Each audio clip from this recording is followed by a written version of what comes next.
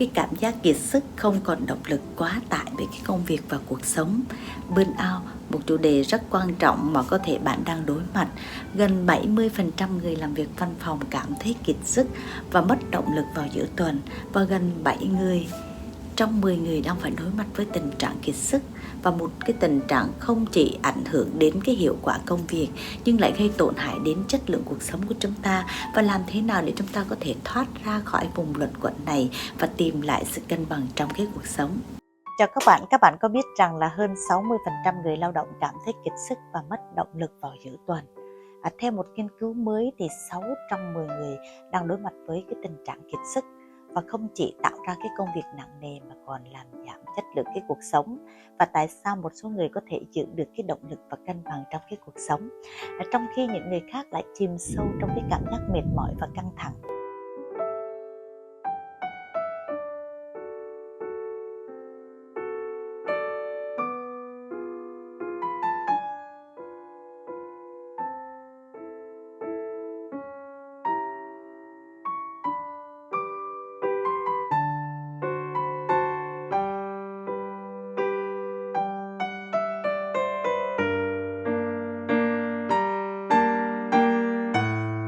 Mình đã từng trải qua cái giai đoạn tương tự như vậy, và có những lúc cảm thấy không thể tiếp tục nổi vì khối lượng công việc quá lớn, sự căng thẳng thì không có dứt khoát. Sau đó đã tìm ra được một số cách giúp mình vượt qua, và muốn chia sẻ với các bạn ngày hôm nay. Đây là cách dễ áp dụng để chống lại cái sự kiệt sức, lấy lại được cái niềm vui trong công việc và cuộc sống. Đó là cách nhận biết sớm dấu hiệu kiệt sức. Cái thứ hai là các chiến lược hiệu quả để giải quyết căng thẳng. Và cái thứ ba là những thói quen giúp bạn duy trì sự cân bằng một cách bền vững.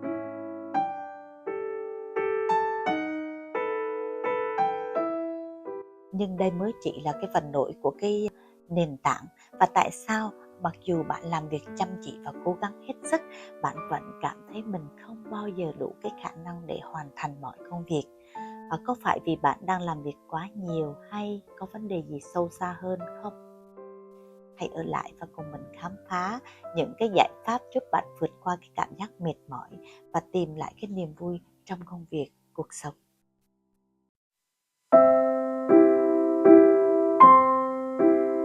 Đầu tiên là tìm hiểu về burnout. Kiệt sức nó không chỉ là cái sự mệt mỏi thông thường, mà kiệt sức là cả về tinh thần và cảm xúc, cảm thấy mọi thứ quá tải, mất động lực, không còn vui vẻ nữa. Tiếp đó là những cái dấu hiệu để mình nhận biết burnout. Trước khi đi vào các giải pháp thì hãy cùng tìm hiểu cách nhận biết dấu hiệu của cái sự kiệt sức, vì nó rất quan trọng. Vì nếu bạn có thể nhận biết sớm thì bạn sẽ dễ dàng áp dụng các phương pháp phòng và trị liệu. Đầu tiên là cái cảm giác mệt mỏi liên tục, khó tập trung và thiếu động lực. Bạn có thường xuyên cảm thấy kiệt sức dù đã ngủ đủ giấc? Đây có thể là dấu hiệu của sức lực kiệt sức. Cơ thể và trí tuệ không còn khả năng phục hồi như trước. Tiếp theo là khó tập trung. Bạn có gặp khó khăn trong cái công việc, tập trung, duy trì vào công việc, hoặc là cảm thấy khó khăn khi hoàn thành nhiệm vụ? Điều này làm cho cái căng thẳng nó kéo dài, rồi đến cái hiệu suất làm việc của bạn cũng bị giảm.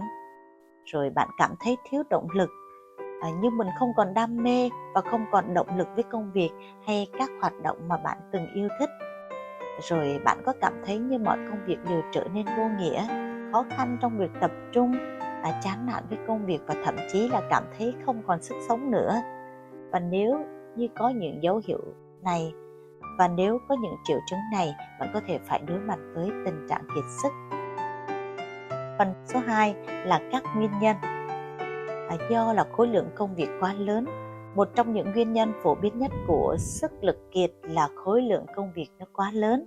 Và khi bạn phải xử lý quá nhiều công việc một lúc, cảm giác như không bao giờ có thể hoàn thành. Rồi tiếp theo là thiếu sự hỗ trợ. Khi bạn cảm thấy mình đang làm mọi việc, không có sự hỗ trợ nào từ đồng nghiệp hay cấp trên, cảm giác kiệt sức sẽ càng ngày càng trầm trọng hơn. Rồi lại mất cân bằng giữa cái công việc và cuộc sống. Ở công việc thì tận dụng hết thời gian, và chúng ta không còn thời gian để chăm sóc cái bản thân và thư giãn. Tiếp theo là những sai lầm thường gặp khi đối phó với burnout. Và Có một số sai lầm khi cố tránh burnout. Đầu tiên là làm việc quá sức. Có phải bạn luôn cảm thấy là mình phải làm việc nhiều hơn để chứng minh giá trị của mình? Công việc liên tục không phải là một giải pháp.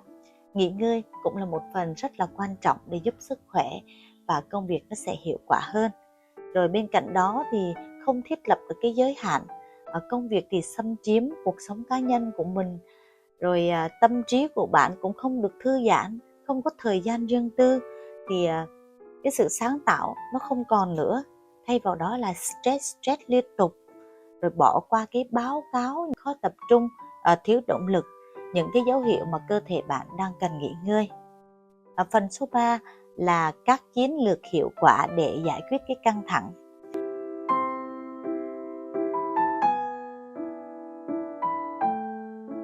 Đầu tiên là việc quản lý thời gian nó rất là quan trọng. Bắt đầu công việc, lập kế hoạch cho tuần tới cũng rất là quan trọng. Khi mình sắp xếp các nhiệm vụ quan trọng theo mức độ ưu tiên, rồi xác định được mục tiêu mình để cảm nhận được công việc thì mình sẽ dễ quản lý hơn. Rồi bên cạnh đó thì xác định được công việc xong rồi mình xác định được cái nhiệm vụ quan trọng, tập trung vào cái điểm nào là quan trọng và hoàn thành chúng. Rồi đừng có tự nói với bản thân là chút nữa rồi làm hoặc mai làm. Ví dụ như bắt đầu một cái danh sách công việc thì viết ra công việc bạn cần làm theo mức độ ưu tiên. Rồi bên cạnh đó thì dành mỗi phút để lập kế hoạch cho một ngày mới. Bên cạnh đó thì cũng có thể sử dụng thêm cái công cụ bổ trợ như là lịch Google để theo dõi cái lịch trình và nhắc nhở bạn về các nhiệm vụ, cái quan trọng mà bạn cần phải làm trong ngày hôm đó. Bên cạnh đó thì khi mình lập được cái bản làm việc, gian cho bản thân giải quyết các cái hoạt động. Ví dụ bạn có thể sử dụng cái ứng dụng quản lý thời gian để giúp bạn theo dõi và tổ chức cái công việc. Rồi tổ chức công việc xong thì chăm sóc đến sức khỏe. Bởi vì không có sức khỏe thì đầu óc mình không có còn cái tỉnh táo để mình làm việc nó hiệu quả được. Và hãy thói quen tập thể dục. Khi tập thể dục thì cơ thể mình sẽ năng động hơn. Và bên cạnh đó thì ăn uống lành mạnh thì bổ sung nhiều dưỡng chất cho cơ thể. Những món ăn nhẹ như là salad hoặc sinh tố, cơ thể tràn đầy năng lượng hơn. Và nếu thấy căng thẳng quá thì có thể đi dạo một vòng hoặc thực hành hít thở sâu. Bạn không cần phải tham gia các lớp học. Những bài tập đơn giản như là ngồi thiền này hay là nghiêng người cũng có thể giúp bạn giảm được căng thẳng rồi. Nếu như bạn tìm kiếm hỗ trợ khi cần thiết, nói chuyện với bạn bè, gia đình hoặc là chuyên gia. Và nếu như bạn cảm thấy ngại ngùng thì bạn có thể tìm một bác sĩ tâm lý, trả phí cho người ta để cho mình những cái lời khuyên hữu ích để mình có những cái giải pháp để vượt qua cái giai đoạn khó khăn này. Và khi mình thấy kiệt sức, có thể bạn nghĩ rằng mình là người duy nhất gặp phải cái tình trạng này, nhưng thực sự là rất nhiều người trong chúng ta đang trải qua cái điều tương tự. Và cái quan trọng là bạn cần biết rằng bạn không đơn độc và có rất nhiều cách để cải thiện cái tình hình hiện tại của bạn đang gặp phải. Và nếu cuộc sống của bạn không còn bị chi phối bởi cái căng thẳng trong công việc này, bạn có thể có nhiều thời gian hơn để làm những điều bạn yêu thích và cảm thấy vui vẻ hơn mỗi ngày. Đó không phải là điều không thể nếu bạn bắt đầu thực hiện những thay đổi nhỏ ngay hôm nay. Tiếp theo là phương pháp tạo động lực từ bên trong.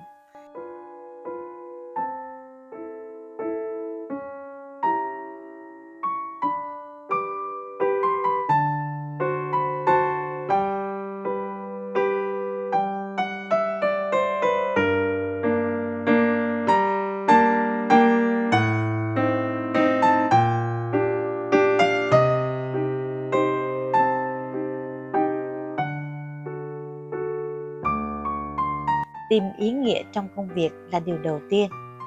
Sau đó là đến những bí quyết để có động lực mỗi ngày. Và xác định điều đầu tiên đó là lý do tại sao mình làm việc. Và tự hỏi là tại sao mình làm công việc này, điều này có hỗ trợ gia đình, phát triển bản thân hoặc là góp một phần có giá trị gì đó cho cộng đồng hay không.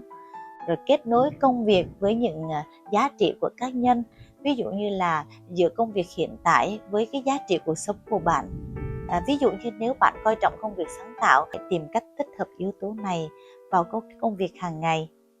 Rồi đặt mục tiêu nhỏ mỗi ngày. Và theo nghiên cứu thì Đặt mục tiêu nhỏ mỗi ngày thì rồi đặt mục tiêu ngắn dễ dàng đạt được, và khi có kết quả rồi thì mình sẽ đến mục tiêu tiếp theo khó hơn. Bên cạnh đó không phải mình ngồi chờ cơ hội đến, mà mình có thể tìm hiểu trên bảng hoặc trong sách vở nhiều cái cơ hội để mình tạo thêm cái động lực, cái mục đích sống. Rồi tìm ra những cơ hội phát triển rồi thì khi mình làm việc thì mình cũng phải ghi nhận những đóng góp của bản thân, biết tự khen bản thân mình. Để khi mình tự khen mình thì mình không cần phải lệ thuộc vào cái cảm xúc của người khác, không cần phải người khác khen mình mới vui, mà tự mình làm cho mình vui. Mình tự động viên mình bằng những kết quả nhỏ, như là hoàn thành công việc A, mình tự khen mình thì mình cảm thấy vui hơn và có nhiều hưng phấn hơn để làm việc. Khi mình làm việc á, cái vấn đề quan trọng là những cái điều mình làm mình cảm thấy hạnh phúc. Và khi mình thấy điều quan trọng mình hướng tới là chữ hạnh phúc thì tất cả mọi vấn đề của mình đều được giải quyết. Bắt đầu ngay từ hôm nay với một cái bước nhỏ là lập một cái danh sách công việc cho ngày mai, và thử cái áp dụng một trong những cái mẹo mà mình đã chia sẻ. Sau một tuần thì hãy quay lại và cho mình biết kết quả. Nếu bạn cảm thấy khó khăn khi bắt đầu thì hãy nhớ rằng mọi thay đổi đều bắt đầu từ những cái bước nhỏ. Có thể bạn chưa thấy ngay lập tức cái sự thay đổi lớn, nhưng mỗi cái bước đi nhỏ đều hướng bạn gần hơn đến cái cảm giác bình yên và cân bằng. Cảm ơn các bạn đã dành thời gian theo dõi video ngày hôm nay. Và nếu các bạn thấy video này hữu ích, đừng quên chia sẻ với người mà bạn cho rằng họ có thể cần đến sự hỗ trợ này. Hẹn gặp lại các bạn trong video tiếp theo.